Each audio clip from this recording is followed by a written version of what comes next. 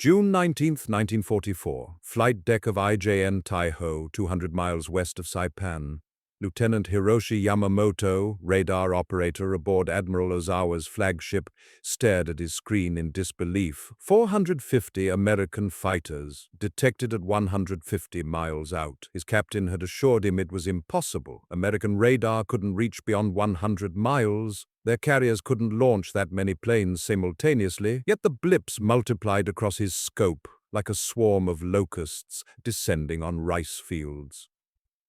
Admiral Toyoda's words echoed in Yamamoto's mind. The fate of the Empire rests on this one battle. The first mobile fleet had been assembled for this moment. 9 carriers, 440 aircraft, Japan's last reserve of naval air power. Intelligence had promised American radar was primitive, their pilots inexperienced, their Hellcats inferior to the legendary Zero. But Yamamoto's screen told a different story. The enemy had detected his fleet first. They were choosing the engagement. And those 450 Hellcats were already climbing to intercept altitude, guided by radar technology Tokyo didn't know existed. How had the Americans closed the technological gap so completely? What other secrets were Task Force 58 hiding behind those radar pulses? And could Japan's replacement pilots, hastily trained with dwindling fuel reserves, survive what was coming? Lieutenant Yamamoto's radar warning triggered a cascade of scramble orders across the first mobile fleet.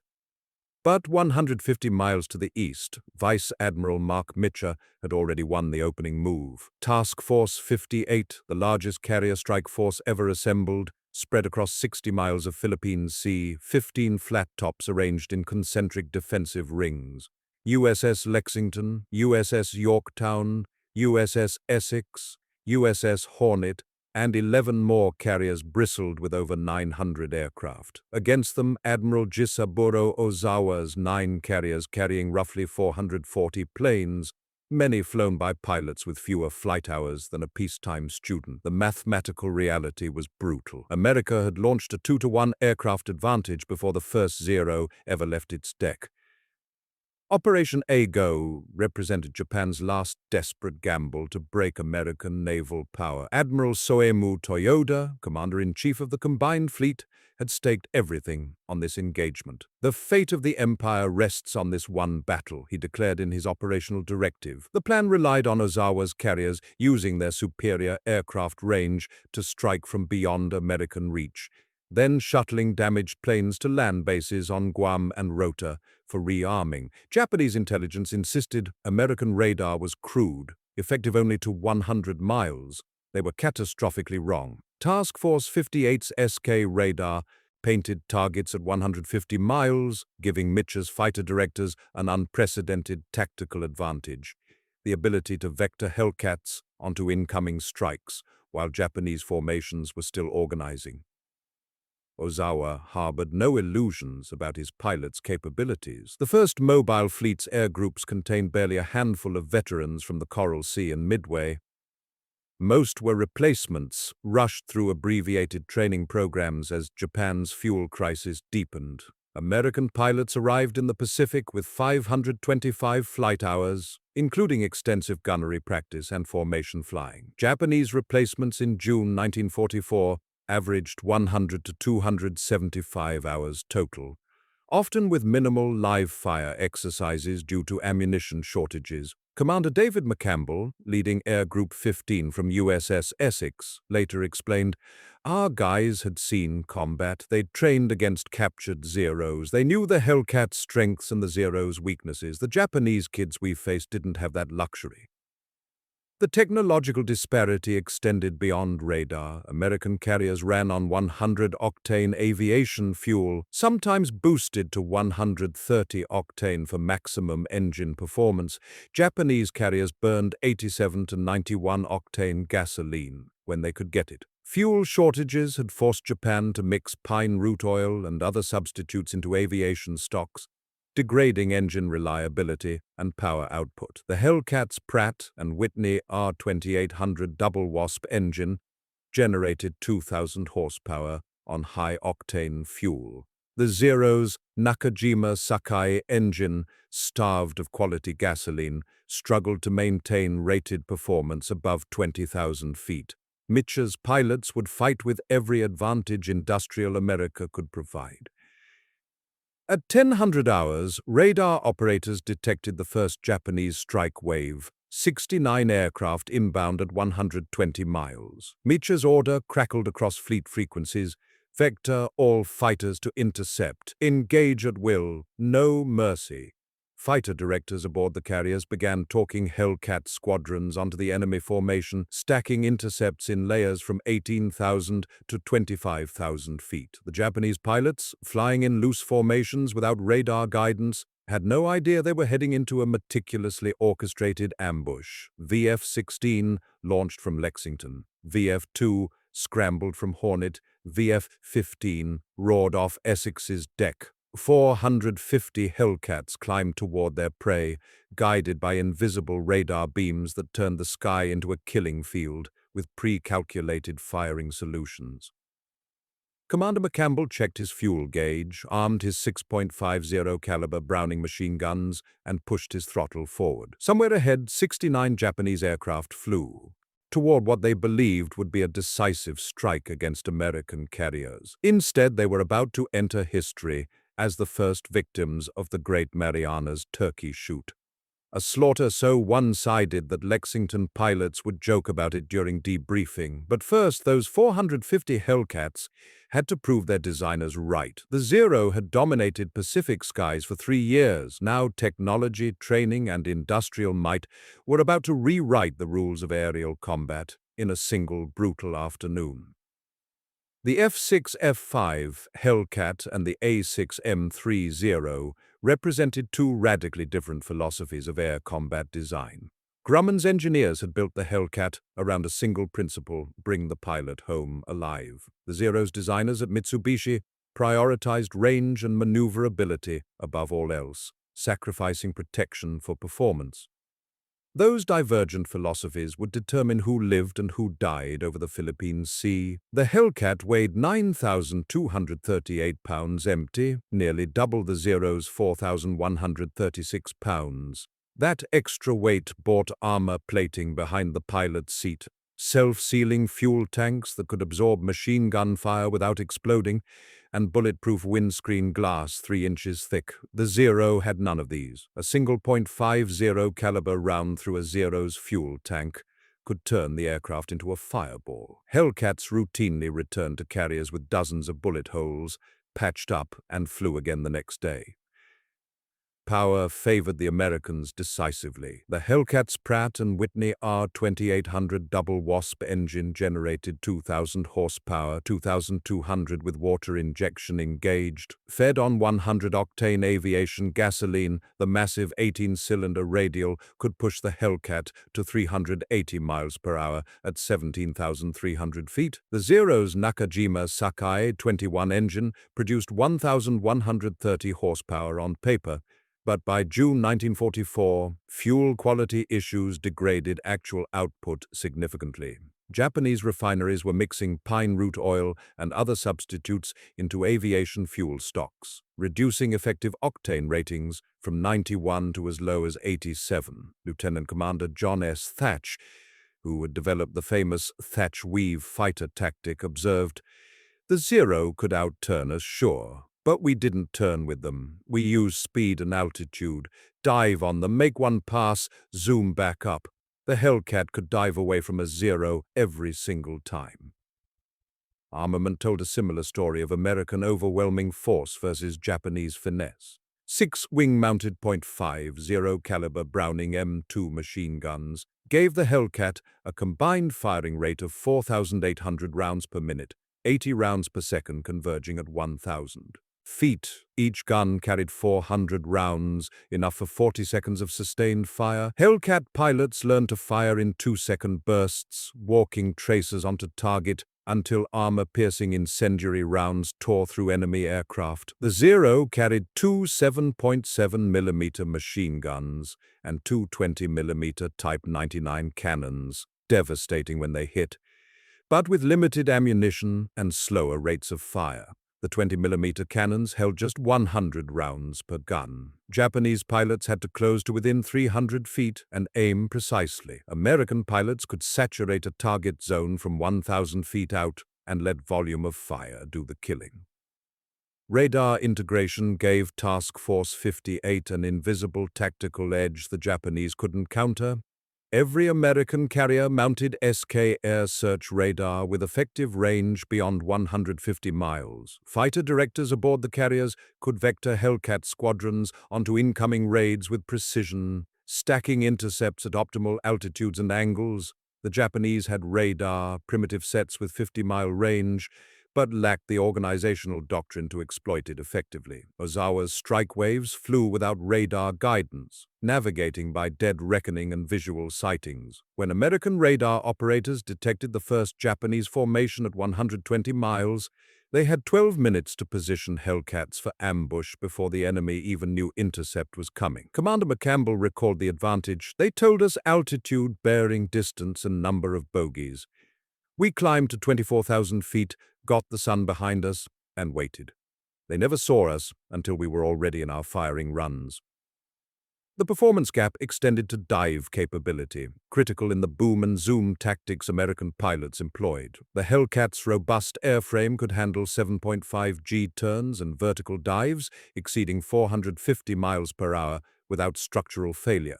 Pilots routinely dove from 25,000 feet to 5,000 feet, built up tremendous speed, shredded a zero with deflection shooting, then zoomed back to altitude on excess energy. The Zero's lightweight construction imposed a design limit of 380 miles per hour in a dive before control surfaces began to flutter dangerously. If a Zero pilot tried to follow a Hellcat into a steep dive, his aircraft risked structural failure or loss of control. Japanese pilots learned to avoid diving contests, but that surrender of the vertical dimension handed Americans permanent initiative. Thatcher's tactical manual was explicit: never dogfight a Zero, maintain energy advantage, use vertical maneuvers, make them fight your fight, not theirs. Fuel quality created cascading disadvantages for Japanese aircraft. High-octane fuel didn't just increase engine power, it enabled sustained high-altitude performance, critical for intercepting bomber formations and maintaining combat speed. The R2800 engine running on 100-octane fuel could hold maximum power settings at 25,000 feet for extended periods. The Sakai engine burning 87-octane fuel with pine oil additives experienced power loss above 20,000 feet, forcing pilots to throttle back or risk overheating and engine seizure. Post-battle analysis revealed that many Japanese aircraft shot down during the Turkey Shoot were operating at reduced power settings when engaged, limiting their ability to evade or counterattack. Fuel logistics also affected operational tempo. American carriers kept massive reserves of high-quality aviation fuel. Japanese carriers rationed fuel carefully, limiting practice flights and reducing pilot proficiency. The contrast in maintenance philosophy sealed the disparity. Grumman designed the Hellcat for rapid carrier-based maintenance by minimally trained deck crews. Engine cowlings opened with quick-release latches. Standardized parts meant damaged aircraft could be cannibalized to keep others flying. American carriers kept full machine shops, trained mechanics, and spare parts inventories. Japanese maintenance doctrine assumed shore-based facilities for major repairs. By June 1944, Japanese carriers operated with degraded maintenance capabilities, spare parts shortages, undertrained mechanics, and damaged aircraft that couldn't be fully repaired at sea. Hellcats flew multiple sorties per day. Zeros struggled to maintain operational readiness rates above 60%. The mathematics of attrition favored the side that could repair battle damage and return aircraft to combat within hours, not days.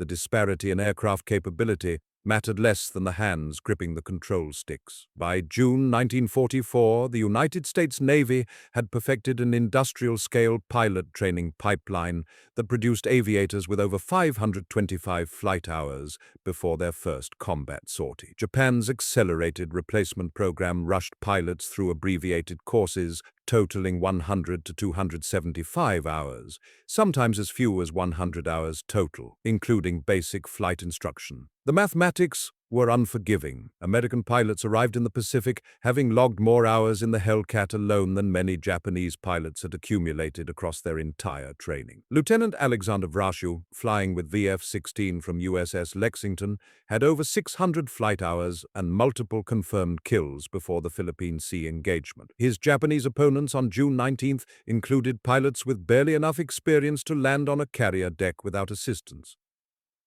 Pre-war, Japan had maintained the finest naval aviation training program in the world.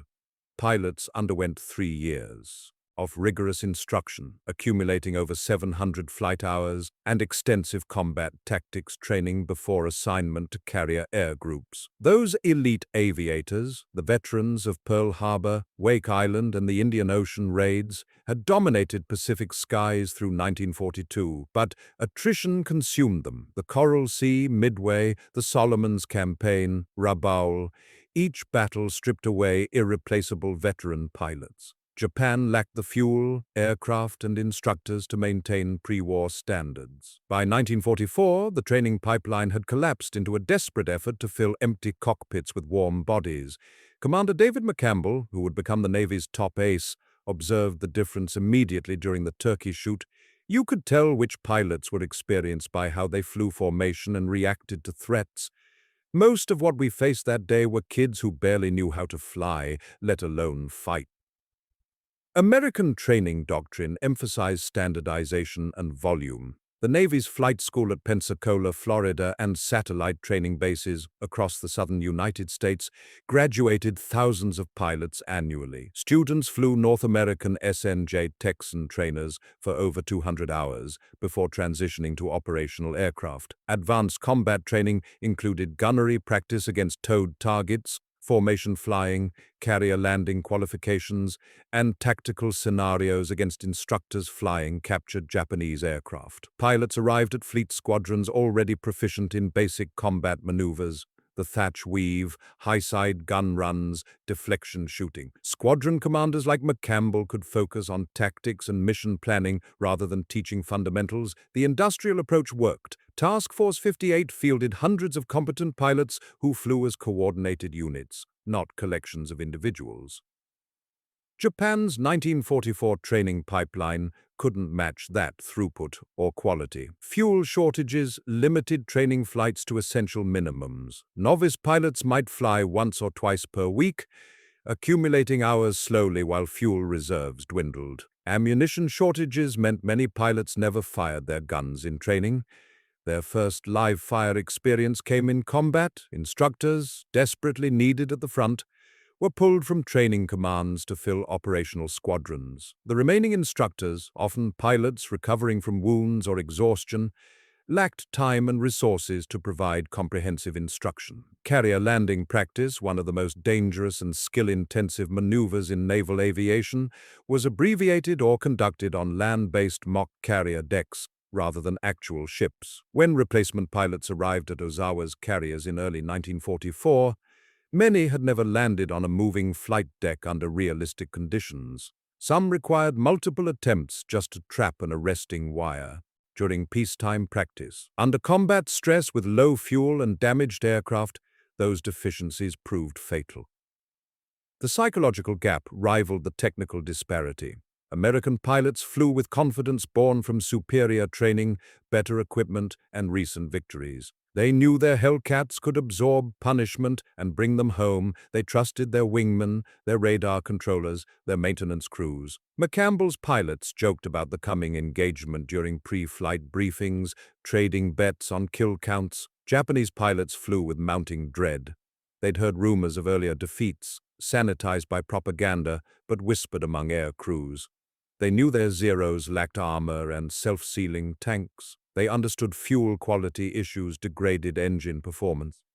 Many suspected their limited training left them unprepared for combat against veteran American squadrons. Flight Petty Officer Sakio Komatsu, one of the few survivors from the June 19th strikes, later wrote, "I knew before takeoff that many of us would not return. We had perhaps 1/10 the experience of the Americans. Our aircraft caught fire if hit anywhere in the fuel tanks. We were sent to die, not to win.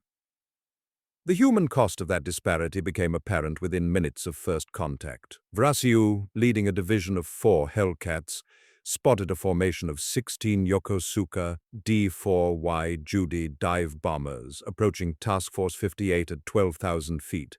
The Japanese formation flew in loose, disorganized sections, evidence of inexperienced leadership. Vrasiu positioned his division 5,000 feet above and behind the enemy formation, sun at his back, then dove. His first burst hit the trailing Judy's fuel tank. The aircraft exploded. Second burst, another Judy disintegrated. Third, fourth, fifth, sixth, all within 4 minutes. Vrasiu shot down 6 aircraft in a single engagement. None of the enemy pilots attempting evasive maneuvers or breaking formation. They simply held course and died. Returning to Lexington, Vrasiu held up 6 fingers to the flight deck crew, a gesture captured in one of the war's most famous photographs. His post-mission report was matter-of-fact. Enemy pilots appeared inexperienced and failed to take evasive action. Targets were easy. That pattern repeated across the Philippine Sea throughout June 19th. American pilots racked up multiple kills per sortie. Ensign Wilbur Spider Webb shot down 4 aircraft on his first combat mission. Lieutenant George Carr downed 5 in 10 minutes. Commander McCampbell would later achieve 9 kills in a single day during subsequent operations, but the Turkey Shoot established the template. Overwhelming training advantage, superior aircraft, coordinated tactics, and radar guidance created a killing field where inexperienced Japanese pilots stood almost no chance. Of the 373 carrier aircraft Japan launched during the first day's strikes, 243 never returned, a 65% loss rate. American losses totaled 23 aircraft to all causes on June 19th. The mathematics of that exchange sealed Japan's fate. No navy could sustain such attrition. No training pipeline could replace pilots lost at that rate. Behind every Hellcat that launched from Task Force 58's carrier decks stood the greatest industrial mobilization in human history. In 1944 alone, American factories produced 96,000 military aircraft. Japan manufactured 28,000. That 3.4-to-1 production ratio meant the United States could replace every aircraft lost over the Philippine Sea within days. Japan's shattered air groups would never recover. Grumman's Bethpage, New York factory, operated 24 hours daily, rolling a completed F6F-5 Hellcat off the assembly line every 58 minutes at peak production. By June 1944, 12,275 Hellcats had been delivered to the Navy, more than Japan's entire combined fighter production since Pearl Harbor. The mathematics of industrial warfare were unforgiving. America could afford catastrophic losses and continue fighting. Japan could not afford even tactical defeats. The Philippine Sea battle would prove that industrial capacity determines strategic outcomes as decisively as pilot skill or tactical brilliance. Logistics sustained that production advantage across 5,000 miles of Pacific Ocean. Task Force 58 operated as a mobile city supplied by a vast fleet of tankers, ammunition ships, and supply vessels that followed the carriers wherever they sailed. Every American carrier held enough aviation fuel for over 500 sorties, stored in armored compartments with fire suppression systems. Fleet oilers rendezvoused with the task force every 72 hours, pumping thousands of gallons of 100-octane fuel into carrier bunkers while underway. Ammunition replenishment ships restocked .50 caliber rounds, bombs, and torpedoes continuously. American carriers could sustain high-tempo operations indefinitely, limited only by pilot fatigue and aircraft maintenance requirements. Japan's mobile fleet operated under severe constraints. Fuel rationing, limited sortie rates. Ammunition stocks were irreplaceable once expended. Ozawa's carriers had fuel for perhaps 1,000 sorties total, enough for 2 or 3 days of intensive combat before requiring return to port for resupply. Quality control in American manufacturing gave Task Force 58 another hidden advantage: reliability. Hellcat engines failed catastrophically at rates below 2%, Armament systems functioned as designed, radios worked, hydraulics operated. American pilots trusted their equipment because quality assurance inspectors at Grumman, Pratt & Whitney and subcontractor facilities rejected any component that didn't meet specifications. Japanese manufacturing, strained by material shortages and forced labor, suffered increasing quality problems by 1944. Engine failures climbed above 8%, armament malfunctions were common, radio sets failed intermittently, pilots took off uncertain whether their aircraft would perform as designed. Post-battle interrogation of Japanese survivors revealed that multiple aircraft during the June 19th strikes suffered mechanical failures unrelated to combat damage, engines seizing, fuel systems clogging, hydraulics losing pressure. American industrial standards prevented those failures from affecting combat readiness. The secret weapon that multiplied American anti-aircraft effectiveness remained classified until after the war, the VT proximity fuse. Conventional anti-aircraft shells required direct hits or precise altitude fuses set before firing, both nearly impossible against maneuvering aircraft. The proximity fuse used a miniature radar transmitter inside the shell that detected aircraft within 70 feet and detonated automatically. No direct hit required. Just passing near an enemy aircraft was enough. The technology had been developed by the Naval Research Laboratory and Johns Hopkins University's Applied Physics Laboratory, then manufactured in massive quantities by companies like Eastman Kodak. By June 1944, Task Force 58's 5-inch anti-aircraft guns fired exclusively VT-fused ammunition. The effectiveness was devastating. Where conventional shells achieved perhaps 1 to 2% hit rates against aircraft, proximity-fused rounds scored kills at rates approaching 10%. A 5-fold improvement. Japanese pilots flying into Task Force 58's defensive envelope encountered walls of airbursts that required no precise aiming.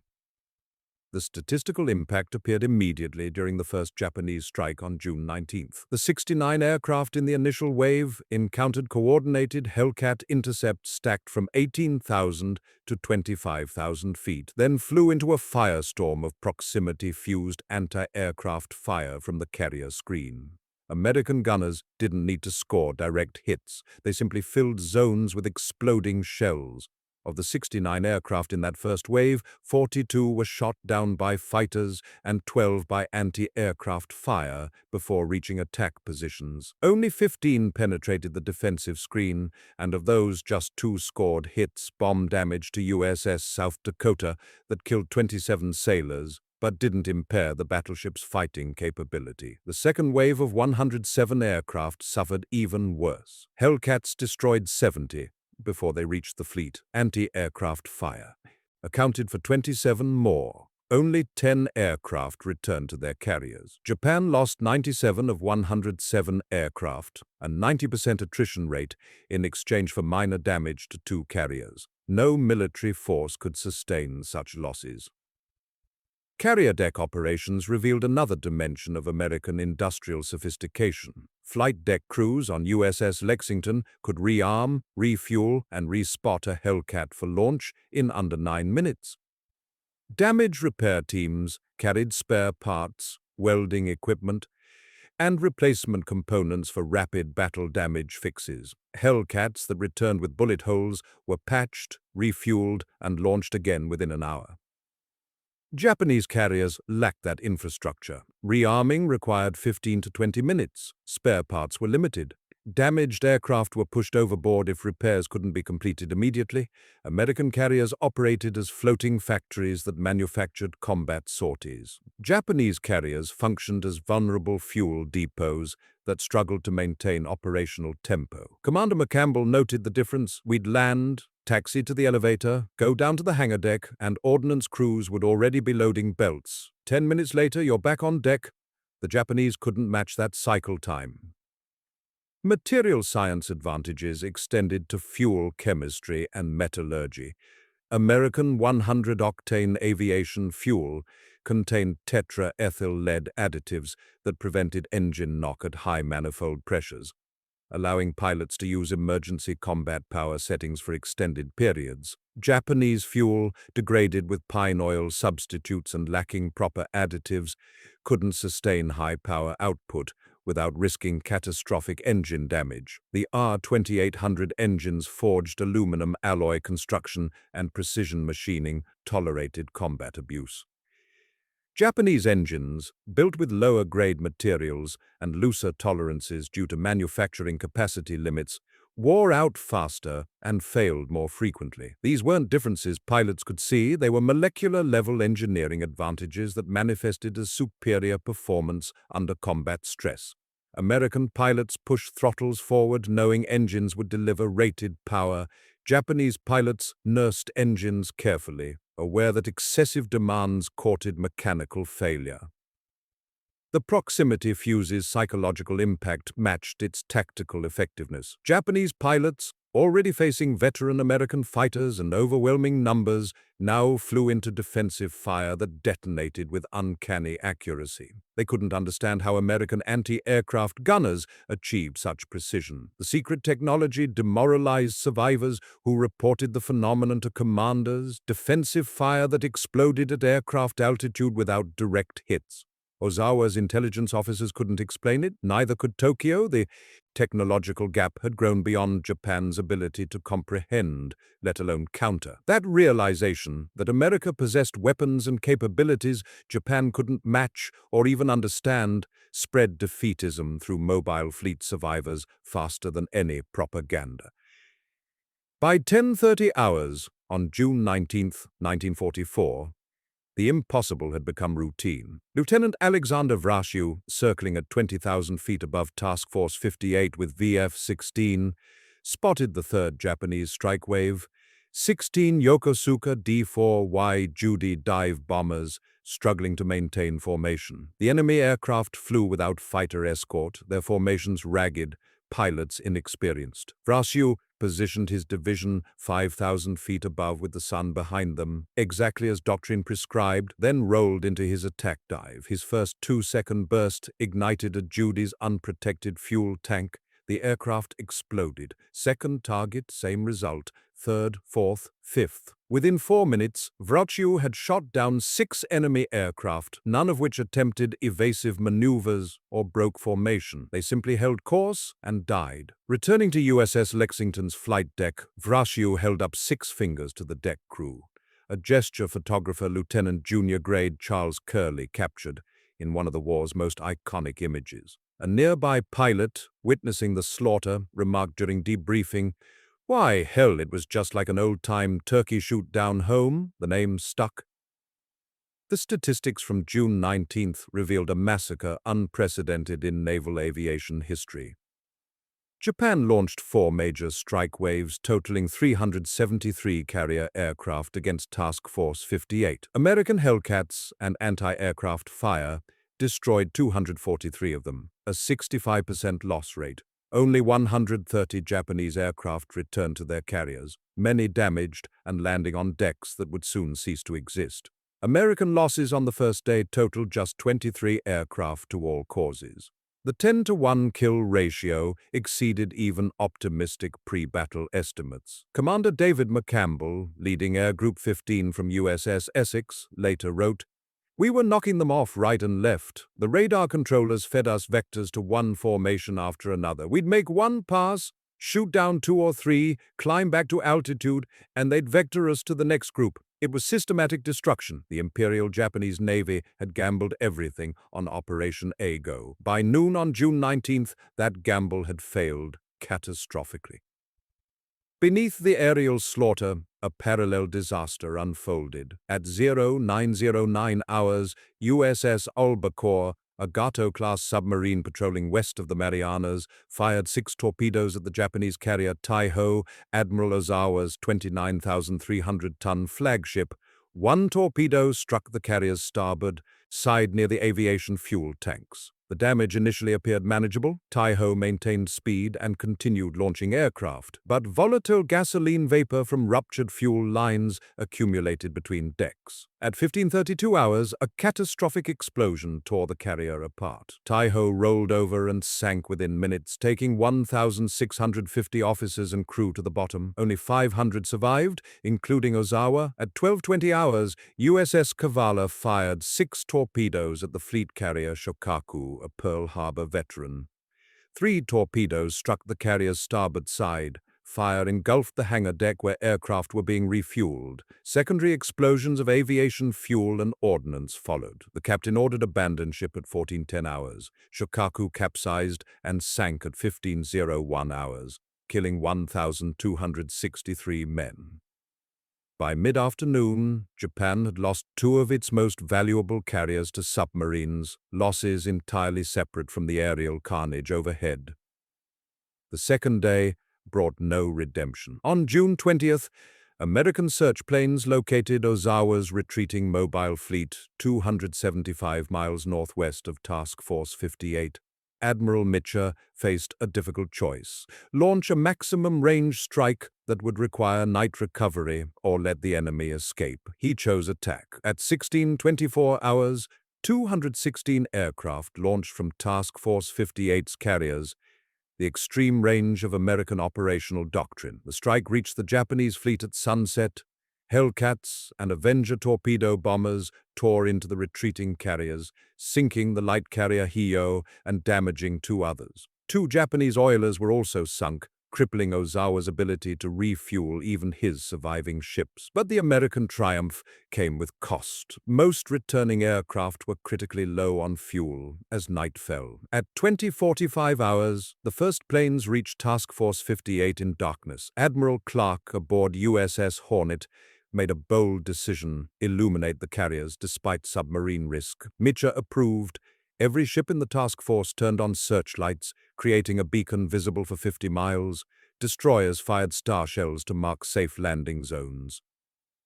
Pilots landed on any available deck regardless of their assigned carrier. Some made controlled water landings in groups to facilitate rescue. Others crashed on flight decks or ditched when fuel tanks ran dry. 80 American aircraft were lost during the night recovery, more than 3 times the combat losses from the entire 2-day battle.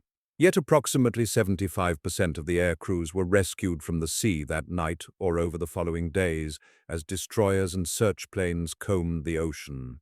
Ensign John Galvin, pulled from the Philippine Sea after ditching near a destroyer, later recalled, "I was in the water maybe 20 minutes before they fished me out. The destroyer captain said, 'Welcome aboard. You're the 7th pilot we've picked up tonight.' That was the difference between us and the Japanese. They couldn't mount rescue operations on that scale. Their pilots died. Ours came home."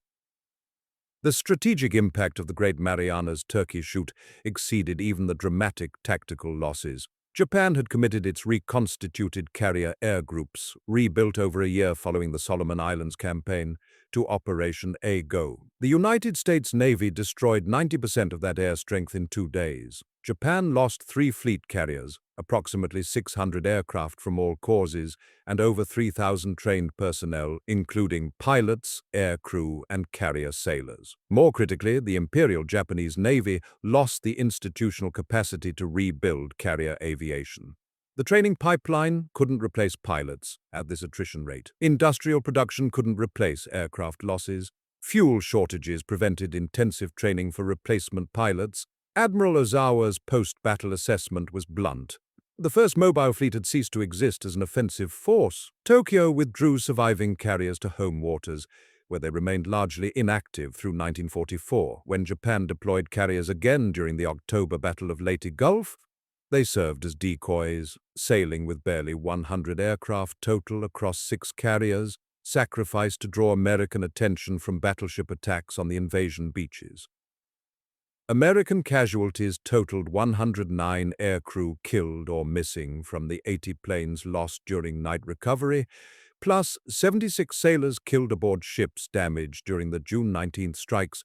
USS South Dakota, USS Indiana, and USS Minneapolis took bomb hits that caused casualties but didn't impair combat capability. Japan suffered over 3,000 dead, including the 1,650 from Taihō, 1,263 from Shokaku, and hundreds of aircrew shot down during the Turkey Shoot. The exchange ratio, 109 American to over 3,000 Japanese, reflected the same overwhelming disparity as the aircraft kill ratios. American industrial capacity absorbed these losses without strain. Japan's depleted military could not. The battle's nickname, initially coined as dark humor by Lexington pilots, became official terminology in Navy records. The Great Marianas Turkey Shoot entered American military lexicon as shorthand for one-sided victory achieved through technological superiority, superior training, and overwhelming material advantage.